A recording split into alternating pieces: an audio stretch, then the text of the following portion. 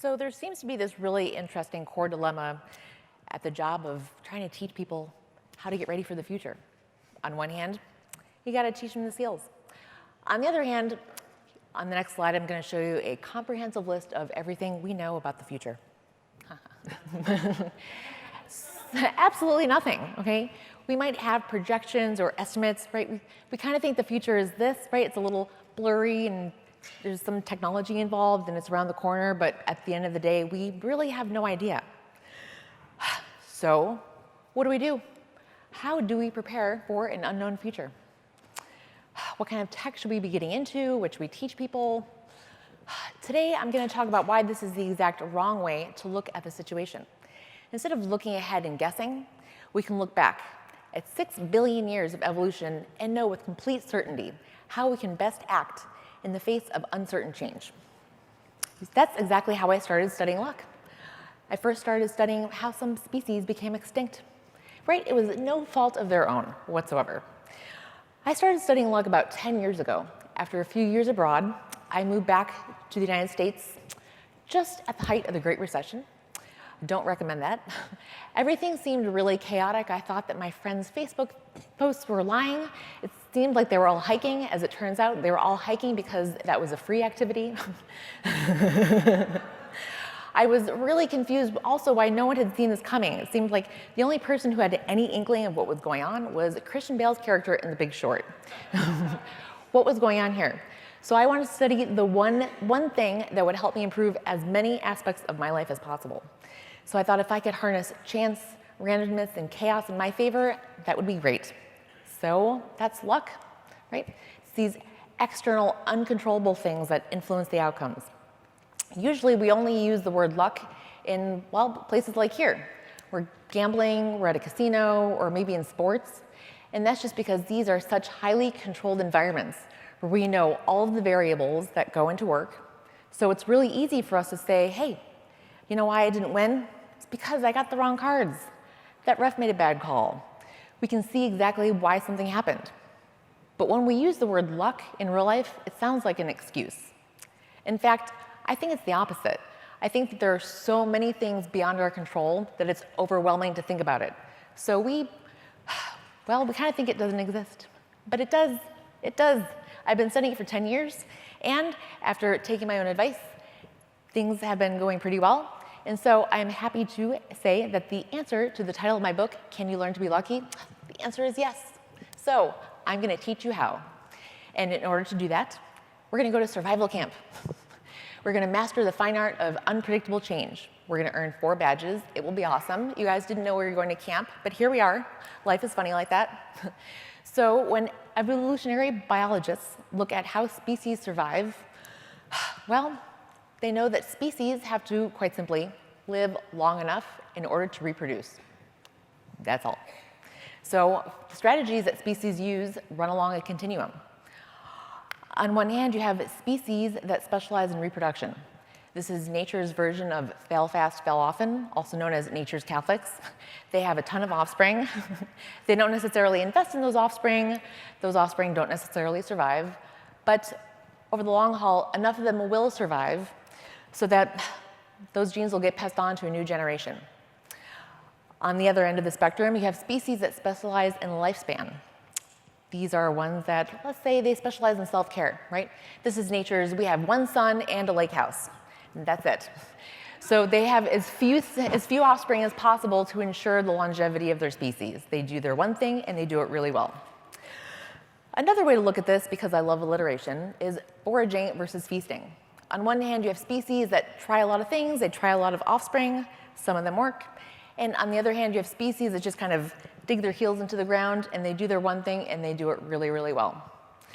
So species are bound by biological laws. They can't simply flip from one to the other. A rabbit can't wake up and say, I'm tired, I'm only having one more kid and then I'm going to live until I'm 80. That would be a weird world. I'm glad I don't live in there. But thankfully, as organizations, we can cherry pick from these strategies. We can do both. We can feast and forage. The best metaphor for this is the Greek myth, the Hydra. It's this huge, dominant animal, and it has multiple heads. Whenever you cut off one of those heads, 2 grow back. So we can do both. In this picture, we can see that one of these heads is feasting, one of them is probably strategizing for a way out, and another is wondering why these people showed up to battle with no pants. I can only imagine. So, survival camp. The first thing we're going to study is survival by feasting. Okay? These guys do one thing and they do it really, really well. They tend to be the dominant ones in any era. And the first lesson here comes to us courtesy of the legendary basketball coach, John Wooden. When he was with the UCLA Bruins, over the course of 12 years, he led them to 10 consecutive national championships. So what he would do, and he, just for reference, he is 5'10", he is normal human being size. He is between two of his former athletes, NBA superstars Bill Walton and Kareem Abdul-Jabbar. So on the first day, he would get his athletes together, and he wouldn't give them some rousing talk. He wouldn't give them some weird Phil Jackson's Unlike Cohen. No, he would simply sit his guys down, and he would teach them how to tie their shoes. You don't want any folds in your socks because you might blister. You might have to lose a game or two. You want to make sure you tie your shoes real tight and double knot them, because if they become untied during a game, well, you might trip, you might fall, you might lose a couple of precious seconds having to retie them. In other words, what he did was he painstakingly went through every single thing that might make a difference in the outcome. He left no stone unturned. And he just really made an effort to make sure that people understood that these simple things, they're not so simplistic that they don't care. In fact, they are the fundamental building blocks upon which all complex skills are built. That is why they're so important. Even Michael Jordan said, if you get the fundamentals down, then the level of everything you will do will rise. Okay? If you practice free throwing for 8 hours and you are bad, at the end of those 8 hours, you are simply going to suck faster. That is all. In order to do this, in other words, to conquer the uncontrollable, and this is the great luck paradox, we must focus on what you can control. So, what can you control? John Wooden said it best. You should never try to be better than someone else, but you should never cease trying to be the best you can be. That is what is under your control. The other stuff isn't. When we look at performance and measuring how much better we're getting, we tend to use one of two metrics. On one hand, we might look at other people. Are we doing better than them? Are we performing well? On the other hand, we might look at our own performance. We might use an inward measure of focus. Are we better than we were yesterday? Psychologists now back Wooden up. They know that by far, just focusing on us being better than we were yesterday is far, far superior than any other kind of goal setting. It leads us to less stress, less burnout, less social evaluative stress. It's just, if I had another hour, I would simply stand up here and jump up and down and say, just focus on getting better. That is it. So personally, I went to yearbook camp when I was young. That should tell you enough. I won the science fair when I was 8. I'm a nerd, so I have a lifelong, very kind of conflicted relationship with athletics. A couple years ago, I decided to do something about it because I felt gross in my own skin. So I decided to join a gym. That was a lot of fun. I thought, you know what? I'm going to bust out my nerdiness. I'm going to break out all these sports psychology books, and I am going to find out how to do this fitness thing, how to do this health thing once and for all. So if you want to teach your people how to tie their shoes, you might be doing this. You might be giving people a list of best practices. You might be telling them what they should do better. However, this might not be the best approach. I spoke with sociologist Dan Chambliss, who studied coaching at athletes at every level of the game, everywhere from local club sports to Olympians. And this is what he had to say with this type of approach. It comes off as sort of recommending, you have a better attitude and have more discipline and things like that, which is all sort of true if you just look at individuals. But the fact is it almost all comes out in group settings. And you said in your email, how can somebody make a leap forward? Mm-hmm. How do you improve dramatically? And the quick answer is you start hanging out with better people. Start hanging out with better people. That's it. How to make a great leap forward. Mentoring, shadowing, apprenticing. This is not news, okay? This has been going on for hundreds of years. As it turns out, the world's greatest hack for self-control and motivation and good behavior change is conformity. If you want to make a great leap forward, just start hanging out with better people. We tend to do this the exact wrong way, especially as knowledge workers. The better that someone gets, the more we just silo them off, the more we don't give them a chance to shine. So, as luck would have it, after a couple years at my gym, we started getting a few new coaches. There was this great international team of athletes who were brought in for the CrossFit Games at a nearby gym. We had a few slots open for new coaches at my gym, and so a few of these people were brought in to coach. Amazing. The one on the left, Dave Charbonneau, had a great, amazing roster of success with some of his former athletes. So I decided to study with him. I wanted to hang out with better people. So for science, okay, this is for work. Just for work, I decided to hang out with him for a little bit. Just for work. It was very difficult, but I made it, and I'm here to tell you what happened. Okay, so the really, really cool thing about seeing this team practice together and seeing them train together was how much they just internalized this whole idea of mastery rewards. They were simply entirely focused on getting better. It was just what they did. People who specialize in mastery goals, because they burn out less, this actually ends up being a huge, huge predictor of who makes the elite levels of all kinds of sports. It's because they didn't compare, because they didn't see other people as standing in the way of their goals, that they were able to cheer each other on and just get happy when other people did well. This actually hacks our brain chemistry in a way. The more we see that there is an overlap between ourselves and someone else's identity, the happier we get. This is a phenomenon known as vicarious rewards. Well, why is this? Why do we get happier? Because the great teams know this. However, they didn't know how special this was. Okay, we used to be a really competitive gym. We just saw other people, if they got better, that was bad. This is why you can't ask your good people why they're really good. You don't even recognize the stuff you're really good at because it comes easy to you. Mm-hmm. You sort of assume everybody can do X, Y, and Z. They didn't know why they were good. To them, it was normal. This is how they simply functioned. This is what they were simply used to doing. So if you ask your good people, why is it that you're making more sales than others?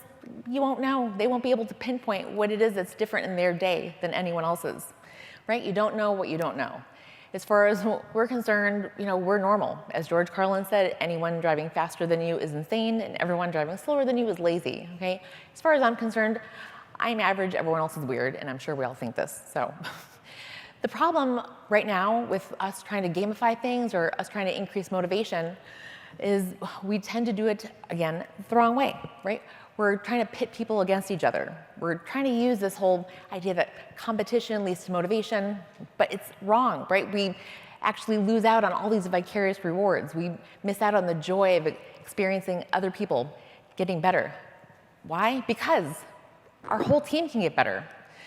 Looking at competition in terms of inter-organizational competition, right? Us versus them, that leads to just better everything, right? We're more focused, we're more willing to take on difficult tasks, and the more interdependent things are, well, we actually can get more and more efficient at no cost of productivity. This just becomes second nature, working together. Why? Because when you're focused on getting better and making everything that metric, we know that improving is not zero sum. We can all get better. And when you get really, really good at finding your metrics and not just having it be the quarterly report, well, guess what? That's another way we can hack our brain chemistry.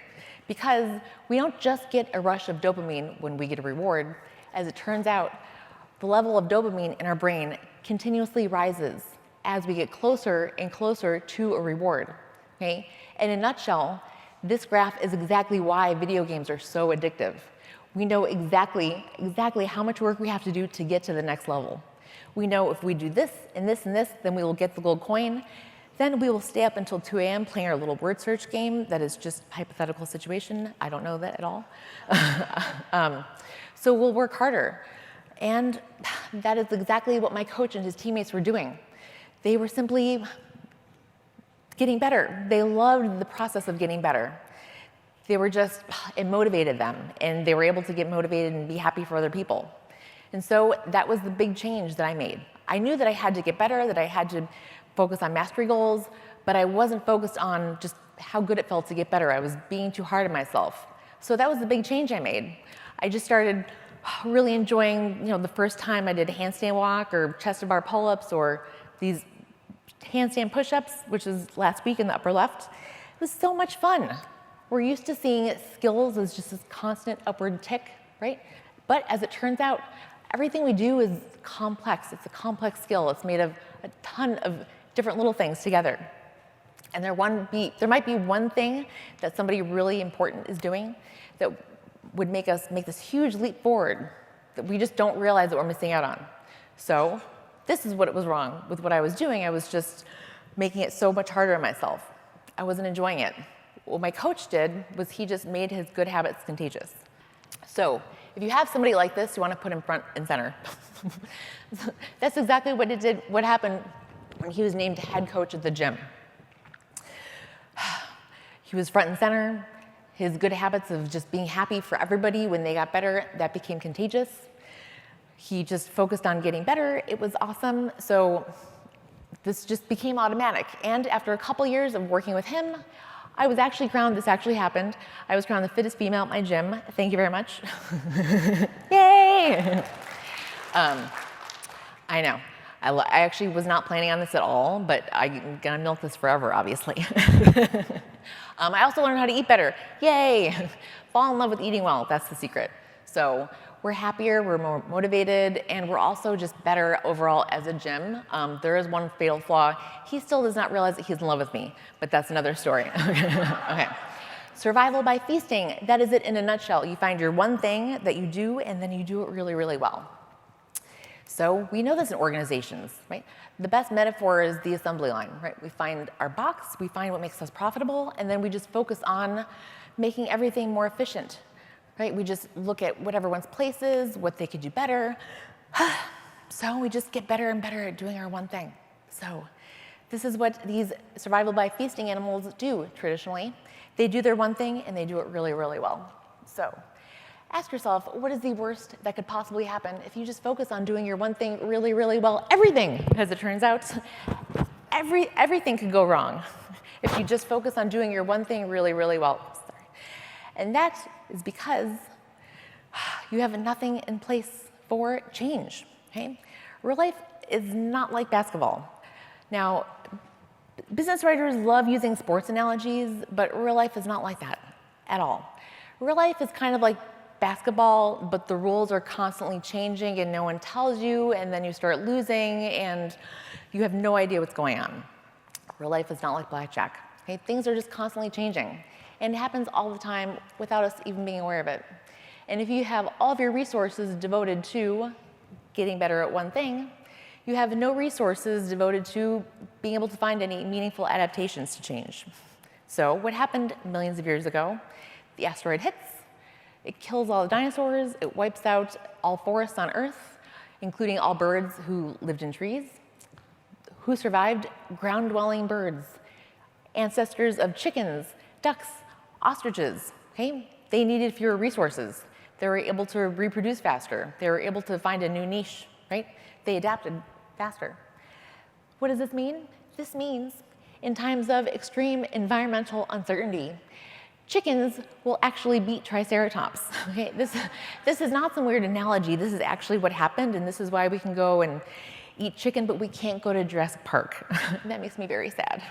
So that means that in order to survive over the long term, we have to learn from the chicken just as much as the dinosaur. So, second half of survival camp. We need this because luck exists. It's all this external stuff that we can't control. And any kind of calamity could come up any day. It could be political. We're due for another recession, I hate to say that. It could be something that's political that happens on the other side of the world that we are somehow affected by because everything is so interdependent nowadays. It could be something that some kids are developing right now in Texas that is going to put me out of a job in 10 years. I don't know who they are. I would track them down if I knew, but I don't know who they are. So that's going to happen someday. So this is the problem with assembly line thinking. When we're just focused on doing our one thing really, really well, it's really fragile. Any little kink in the system could just throw everything off. And that is exactly what happens with organizations that go extinct. I'm sure you've heard the story before. Blockbuster, they existed at one point. Analysts estimate that at one point they were earning 70% of their income from late fees, okay? Something that no one actually wanted to pay. In 1997, Reed Hastings took out Apollo 13. He returned it a little bit late, and he had to pay $40 in late fees. He hated those late fees so much that the next year he started Netflix. That's how much people hated paying them the late fees that they were completely dependent on. So as it turns out, a lot of people hated late fees. They were willing to deal with the post office on a regular basis to avoid them. So 2 years after Netflix is founded, Hastings walks into Blockbuster. He says, give us $50 million, we'll do all the online stuff. They laugh, they say leave. Okay? As it turns out, a lot of people don't like late fees. So they just kept growing. 2 years later, Blockbuster posts a $1.6 billion with a B loss. Netflix, meanwhile, posts a $6.5 million profit, like their first ever. So this trend just keeps happening, okay? People don't like late fees. People are willing to put up with the post office and that with no late fees for a wider selection. So they go into a tailspin. Blockbuster brings in 7-Eleven executives. They try to push candy and soda. Eventually they say, you know what, maybe we should do this whole online thing. Maybe we should get rid of late fees. Executives say, nope, it's not profitable. It's not part of the assembly line. They fall further into a tailspin. And today, there is one Blockbuster in Oregon, which as far as I'm concerned means that it just doesn't exist. And Netflix is being nominated for Oscars. So, in other words, when you are too focused on your one box, on whatever it is that you think your organization's goals are, you're not focused on the fact that, you know what, the rules change at any time. So here, this is Blockbuster, okay? Those are the late fees. It's looking for its late fees. Good boy. Oh, there we go. Late fees.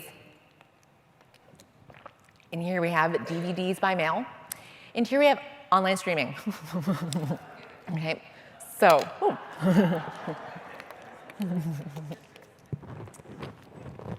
this is what happens in real life. The rules of the game change all the time. We don't really find out. We don't know that this might happen, we can't predict it.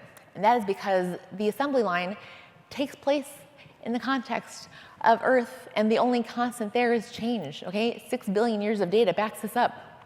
And that means that we can't just feast, we also have to forage. We also have to constantly be looking for what's next.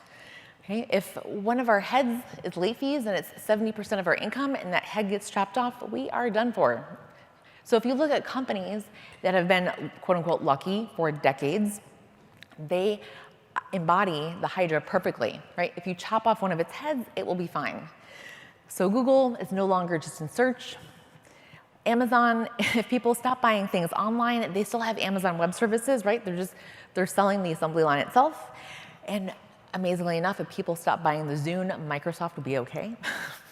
Okay, so they've made this discovery part of their DNA. And that's because discovery, it's not just random, okay? The only thing that's truly random in life is the roulette wheel. It's the slot machine. Everything else we can kind of get better at. So how do we prepare for an unknown future? Well, we accept this fact. We accept the fact that things are going to change. We learn how to adapt. It is Darwin, of course, who said it is not the strongest of the species survive, nor the most intelligent, but the ones who are most responsive to change. This is simply a fact, and we have to know that it's coming. We have to know that it is coming ahead of time. We have to prepare for it. So foraging in evolutionary biology, this is what animals have to do when they have to decide, where are they going to get their food? So this hummingbird, for example, it knows it can get nectar from this flower, right? These are the late fees. If it waits to find a new flower or a new patch until this is completely dry, it will die on the way, or sorry, that's too sad. It'll get sick along the way of trying to look for a new flower. So it has to have these additional flowers or these additional bushes in the back of its mind. It has to have a game plan. It has to know a lot of different things, right? It has to put the assembly line into a context. So the problem when you're You're focused on the nectar, right? It tastes really good. You know that's a reward. You know that's coming up. So it can be really hard to make this shift, right? It can be really hard to go for something when we don't know if it's going to be good at all, right? We will work for rewards. Say this is dopamine. It tracks not just rewards, but also motivation, right? Dopamine is really motivating. That's the point of our brain, to bring us closer to rewards. So how do we make this shift? What kind of mindset change do we need? Well, in order to get away from the late fees or the nectar, what we have to do is we have to simply learn to love the unknown. We have to develop a different relationship with it. We have to just understand that there's good stuff out there that we don't know yet. In a nutshell, this character trait that we can all develop is curiosity, the love of learning. How awesome is that? Teaching people to love what you're teaching them is going to save everything. And one of the things I love about this is that in studying luck, I realized that we're too overly focused on the one moment, right? The one discovery, the one time we met that person, just the one anything. We think it's all about these lucky stories.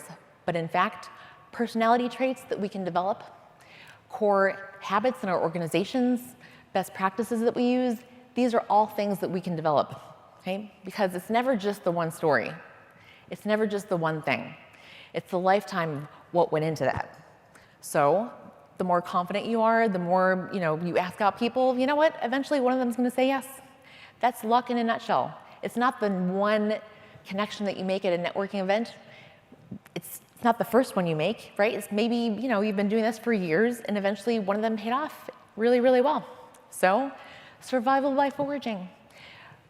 Our next 3 badges, what we can learn from bunnies and bugs. So remember, they won't all work out, but you only need one of these to make up for everything. The first lesson here, reward messy desks. What? I could not find a picture of Elon Musk at his desk because I'm pretty sure he just works everywhere. So this is him at a desk. Let's just pretend it's messy. Who else has a messy desk? Steve Jobs. Oh, I skipped over Einstein. That was sad, I'm sorry. Einstein also had a really messy desk. Steve Jobs, master of minimalism, messy desk. Tony Hsieh at Zappos, that is a catastrophe. Zuckerberg, he's still in college as far as I'm concerned. Mark Twain, that is a fire hazard. Al Gore, this is a take care of the environment, classic example of do as I say, not as I do. And if you can somehow divert your eyes away from his gaze south, you can see underneath those forearms is a pile of messy papers. So what's the deal? Why messy desks? What's my point here? I view messy desks as the canary in the coal mine for 2 really important things, both of which suggest that your organization is optimized for foraging. We don't see the process. Remember, this is why it was so much easier for me to study how to get better at sports than writing, because I could actually just see everyone practicing.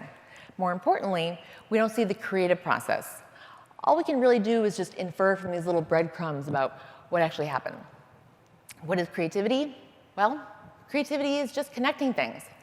When you ask creative people how they did something, it seemed obvious to them because they were able to connect experiences and synthesize new things. And guess what? It's easier to make connections when you have a lot of stuff in front of you to connect. So it's easier to make connections when you're working on multiple projects at the same time. It is easier to make connections when you are working across departments, when you know multiple people. It is easier to make connections when you have a few passion projects. Right? So assembly line thinking says we should just focus on the vertical one, right? The functional, the disciplinary skill. That's the thing that we're getting paid for. That's the box. But we have to zoom out and understand the importance of applying this knowledge across situations. That is what makes those connections. And that is easier to do when you're working on multiple things at the same time. That is creativity.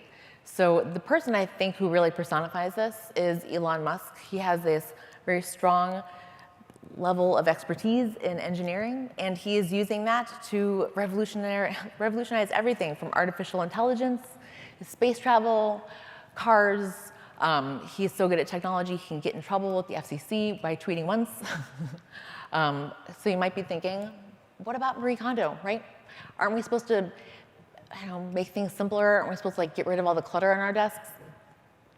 Well, the thing connecting these two comes to us courtesy of a researcher here at the University of Las Vegas, Gabrielle Wolf. What she does is she has a few studies that I love. This one is she gives people a golf putting task.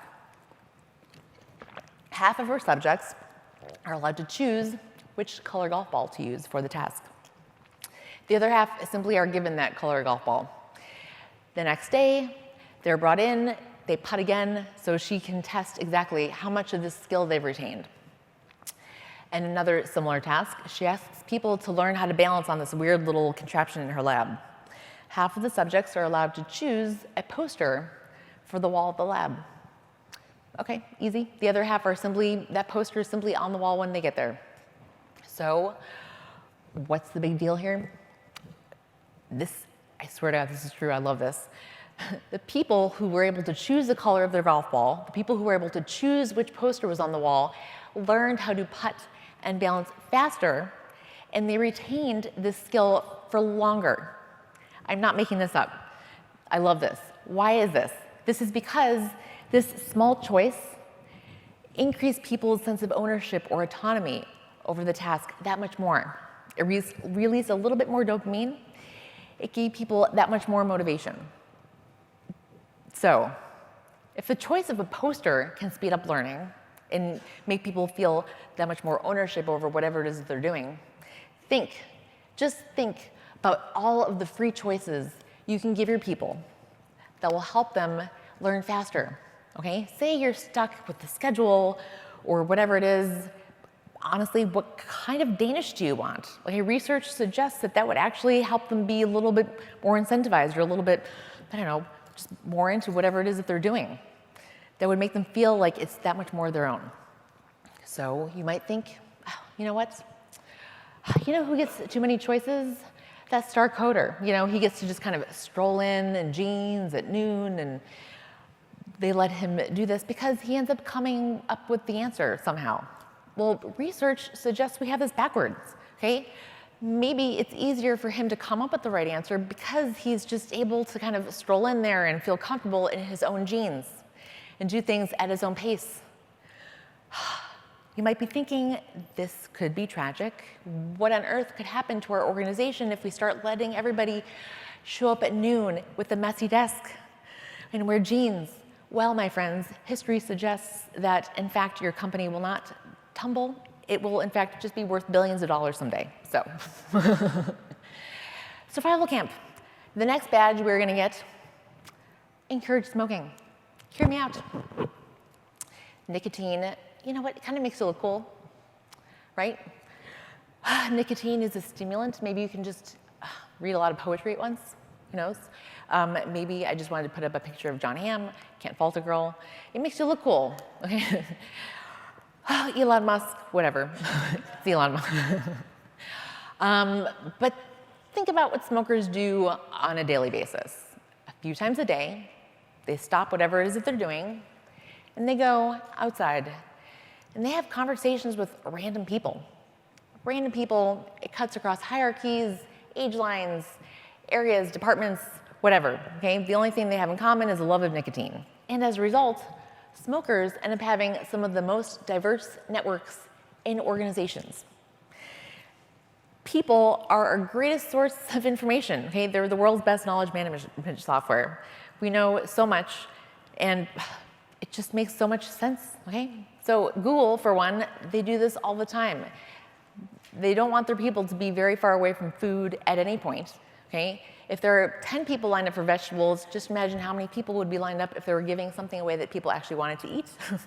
Okay, so where else can we encourage interactions? Lunch tables, okay? If you have less seating, actually, people will just have to talk to each other more. If you see somebody hiding out in the corner of a table, guess what? You can always take away the corners. It's actually better to have less seating and make people talk to each other than to give all these spaces where people can just kind of hide out when they're eating. What else do people love? People love coffee. Okay, we will travel for coffee. So what we can do is, if you have coffee pots on every floor, every department, you can just take away coffee pots from every other floor. What does this do? Well, half of the people will have to travel to a different department to get coffee. and half of the people will have to welcome people from other departments in to get coffee.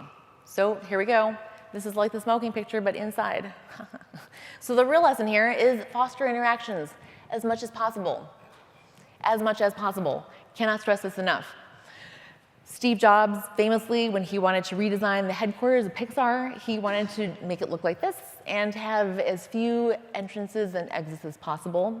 He also wanted to have as few bathrooms as possible to encourage interactions. Oops, sorry. Personally, if there was only one ladies' room in this bathroom, I would never use it. Okay, and research backs me up.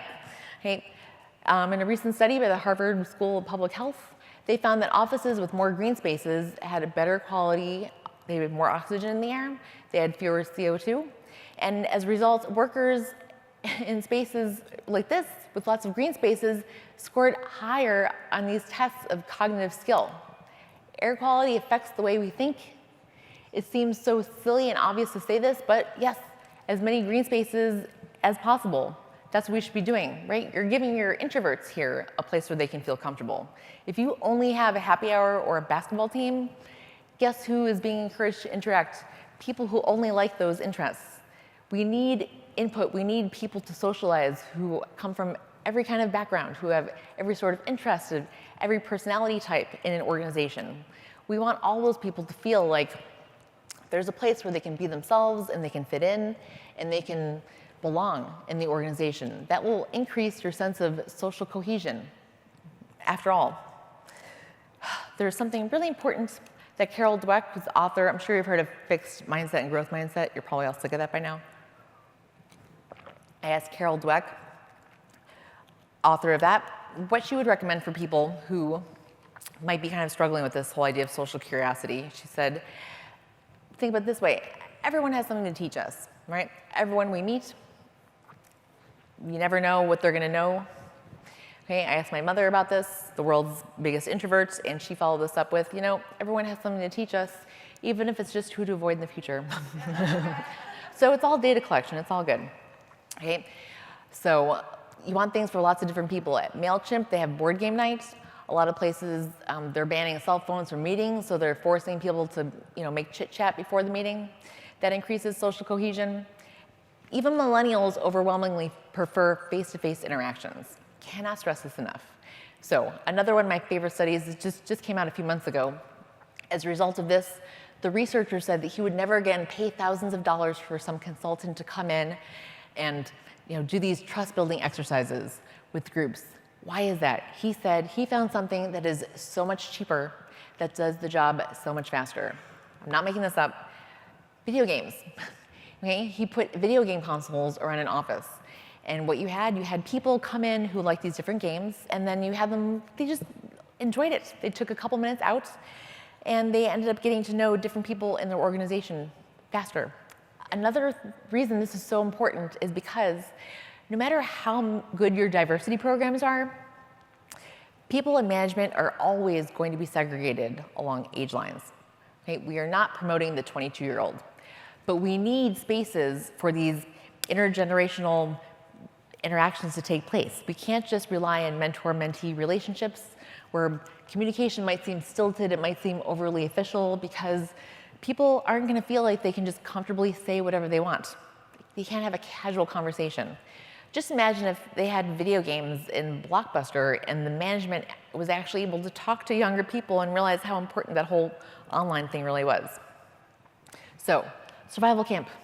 Last thing, host barbecue, ask for beer. Why is this? Maybe there's something very primitive about protein and vitamin D. Those are all good things. Maybe it's just that people like looking at meat being cooked together. Who knows? Maybe it's that after a couple of drinks, all of your coworkers' jokes are hilarious. And maybe they all start to look a little cuter. Who knows? But just don't forget about the importance of asking everybody for the beer. Why is that? When we task 2 people with bringing the beer, you're going to get Coors, maybe Sam Adams, maybe some Heineken, maybe someone will get some Guinness, right? But if everyone brings beer and everyone knows that everyone else is going to bring beer, magic starts to happen. People start branching out, right? They go to these microbrews. They start getting beers that are imported from countries that they don't really know where they are. We start going to places where, they buy things from Oregon. They buy things in big bottles. They buy things that are maybe made in small batches. They're incentivized to do this because they know everyone else is going to bring beer, so I'm going to bring something different. You know what? If no one likes it, it's okay. It's just a beer, At least we'll have more information. We'll have data about what beer to not buy in the future. What are we doing here? Think about kids. If you want to teach them how to play baseball, you do not put them directly on the pitcher's mound, or you do not put them directly in line of an actual ball because they will just get stitches and trauma. Instead, you make it easy for them. You bring the ball right up to them. If you want kids to get interested in music, you give them a plastic tube and you just tell them to blow and wiggle their fingers. Boom, they think they're Mozart. They're going to be more incentivized and more motivated. They're going to be more curious about making music in the future. Okay? Don't teach them how to stretch canvases. No, you give them a big cylinder of orange wax and you teach them to do this, and they love it. So, in asking people to bring the beer, this is like that. It's scaffolding. We're encouraging idea generation from everybody in a really, really low-risk way. Because the creative people know it's never the first idea, it's never the second idea, it's usually like the 70th idea with a little bit of the third idea and then something else that you heard on TV a couple weeks ago, right? That's the mix that you need that ends up really taking off. And the only way we can do this is by releasing the brakes, by releasing our inhibitions. And what is that called when we release the inhibitions of our behavior? That is confidence. That is confidence in a nutshell. So we are building creative confidence in everybody. Why? Because it's the accountant who maybe has an interest in death metal, who has other friends. Well, he's putting connections together in a different way. So his ideas are going to be just as important as the design teams, and that's going to be just as important as the people in HR. So just think, if you get all this creativity coming from all these different areas and organizations, your ideas will be that much richer. And we know, it is never just the one little thing, it's never just the one idea, it's everything that goes into it. If you have 1,000 different ideas from 1,000 different people, you know what? Eventually, one of them has to be good. And if you're doing this all in a really low-risk way that makes people motivated, that incentivizes them, good things will happen, okay? Thomas Edison, okay, he did not try once and say, you know what, this whole light bulb thing, it just didn't pan out. He tried so many different ways, and he didn't invent the light bulb, by the way. What he really did was he found which filament wouldn't burn out quickly. He just tried filament after filament. It was a very low-risk way that he'd make this work. And he just kept going until it did. And that is because discovery, these great ideas, it's not the roulette wheel. It's something that we can build, right? There's a skill to it. There's a pattern to where all these good things come from.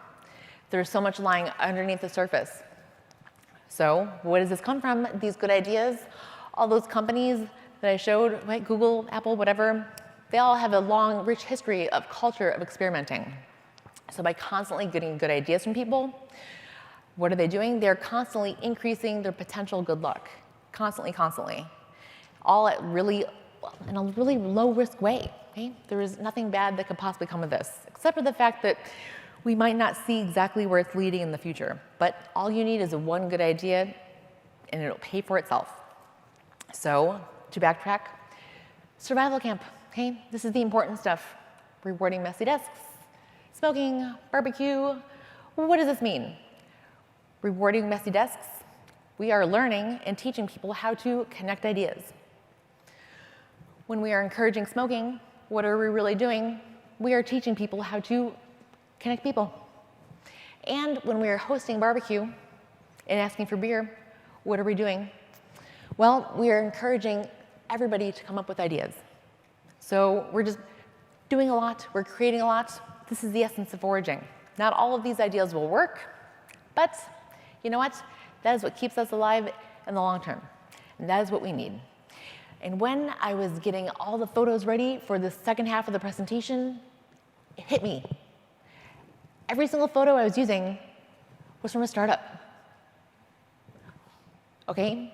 What does that mean? That means that startups all have similar genesis stories for a reason. Okay? We have perfected the art, we have perfected the environment where good luck actually comes into being.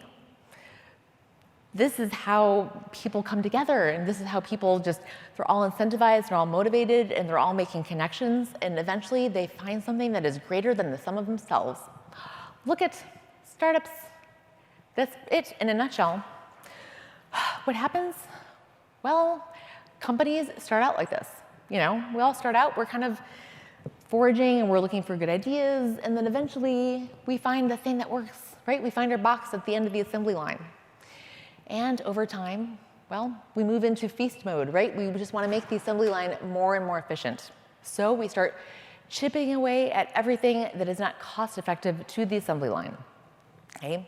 Remember, animals can't do this, but organizations can.